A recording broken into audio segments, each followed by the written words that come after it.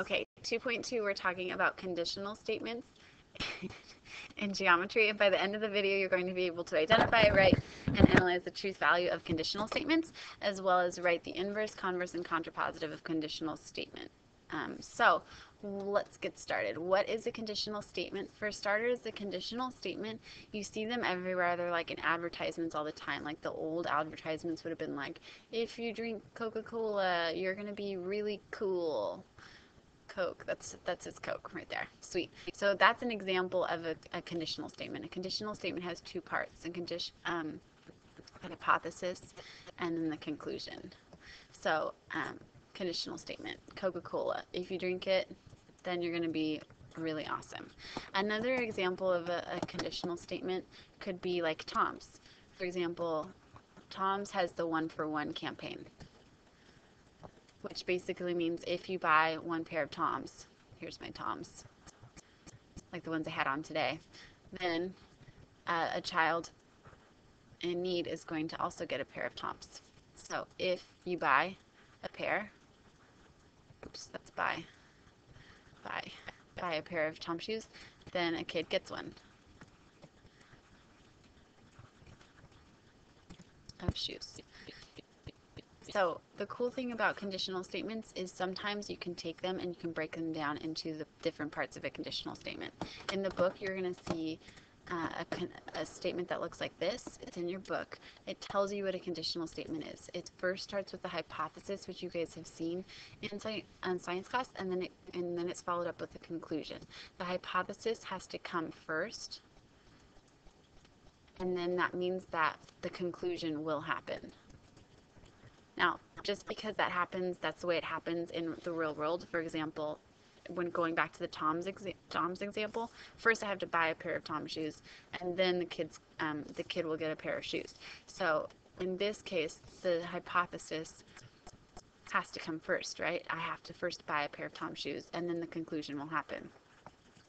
However, sometimes they're going to rewrite it so that it's not necessarily written so that the hypothesis comes first. But one thing you know is that the hypothesis must come first. I have to first buy a pair of Tom shoes, and then the kids will get their pair of shoes. So hypothesis comes first, and then conclusion. Also, the hypothesis comes after the word if, and sometimes, but not always, the conclusion comes after the word then. If it's written in an if-then statement, like a traditional conditional statement is. So here's an example of a non-traditional conditional statement. It says a number is divisible by 3 if it is divisible by 6. So this part, I'm going to identify the hypothesis and conclusion. The hypothesis needs to come first, and it should come after the word if. But in this case, this stuff comes after the word if. So this is going to be your hypothesis. This stuff that's left over is the conclusion. So like I said, the hypothesis has to come first. So if you read this, a number is divisible by 3 if it is divisible by 6. Well, some people are going to be confused. Well, this part comes first. Well, let's think about what this is saying. It's saying a number is divisible by 3 only if first it is divisible by 6. So let's take a number that's first has to be divisible by 6. I'm going to pick 12. So 12 is divisible by 6. Check. It can be, and it's 2, so great. 12 is divisible by 6. If it's divisible by 6, then that means, in conclusion, it will also be divisible by 3. So let's check that. 12 is divisible by 3. Yeah, that's going to be 4. Check. So the hypothesis, and when I say it must come first, I mean that's the thing that you do first. First you divide it by 6, and then you divide it by 3. It's after the word if. Moving on. To determine if the conditional statements are true, if false, give a counterexample. We talked about this today. Some conditional statements are true, some of them are false. Counterexample proves them false. So number 2, if two angles are acute, then they are congruent. This is false. And you could draw me a picture if you want to. Here's a 10-degree angle. That's acute because acute means less than 90 degrees. And then here's a 15-degree angle. It's also acute because it's 90 degrees. This part acute has to come first because it's hypothesis. The conclusion must come second because that's the conclusion. So are these congruent? Here I have first the two acute angles. Are they congruent? No, that's false. So here's my counterexample is 10 degrees and 15 degrees. Go ahead and see if you can answer number 3. Again, it could be true or false. If false, give a counterexample. Okay, here's the meat. Conditional statements. First comes the if, the hypothesis, if it's written in the order it's supposed to, then the conclusion, right? A shortcut is instead of using H for hypo, we're going to use P. This arrow means then. And then we can't use C for conclusion, we use Q. So if I say P to Q, I'm talking about a conditional statement. If the hypothesis, then the conclusion. The converse is a different statement. These are all 3 statements based off of the conditional statement. The converse, what we do, think of them as like your shoes. You're going to flip your shoes. So it still is going to be an if, then statement, but what we do is we flip the hypothesis and the conclusion. So now it's Q and then comes your hypothesis. So we can write that as Q to P. Again, the if and the then in all of these stay exactly the same. The inverse is again based off of this conditional statement. We don't flip it, we stay in the verse. So we're going to keep this the same. It's still going to be P to Q. The order is the same, but we're going to include no's.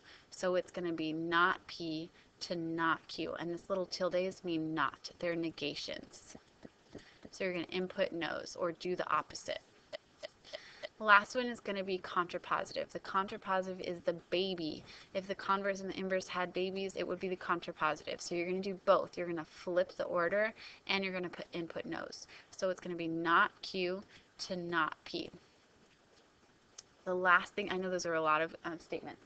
Last thing I want you to write down is logically equivalent statements. Super important. There's always questions on the state test about this. Logically equivalent, if you think about it, that means that the statements have the same truth value. That's what it means when I say logically equivalent statements. That means they're exactly the same. If one's false, then the other one's false. If one's true, then the other one's always true. And super important, contrapositive and conditional statement, they are always logically equivalent. So if I give you a false conditional statement, that means the contrapositive will always be false. If I give you a true conditional statement, the contrapositive will always be true. That was a lot of vocab. Let's practice. So for this one, write the converse, inverse, and contrapositive for this lovely example. Conditional statement. If an animal is a cat, then it has 4 paws. So the conditional statement is, if it is a cat, then it has 4 paws. And I'm just going to abbreviate for the sake of time.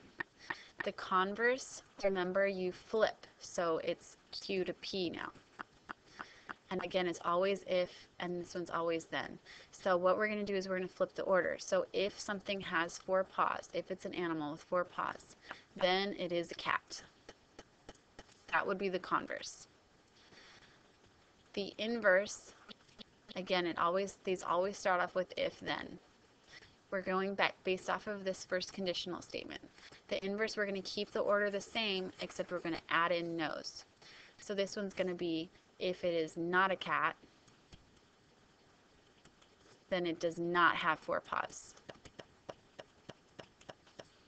And then the last, the contrapositive. The contrapositive is the baby. Contrapositive, we do both. We flip it and we put no's. So if it is not, let's see, we have to take the converse basically and we put in no's. So if it does not have 4 paws, then it is not a cat. Great. So you'll get, you need to memorize what the converse, inverse, and contrapositive are. And in class, we're going to talk more about truth value. We're going to talk about this a lot.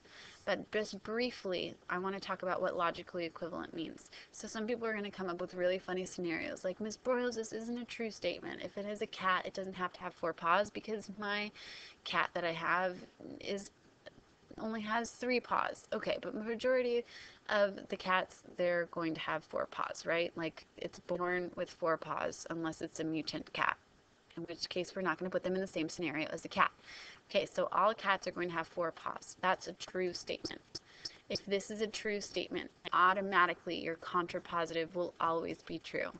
If it does not have 4 paws, then it is not a cat.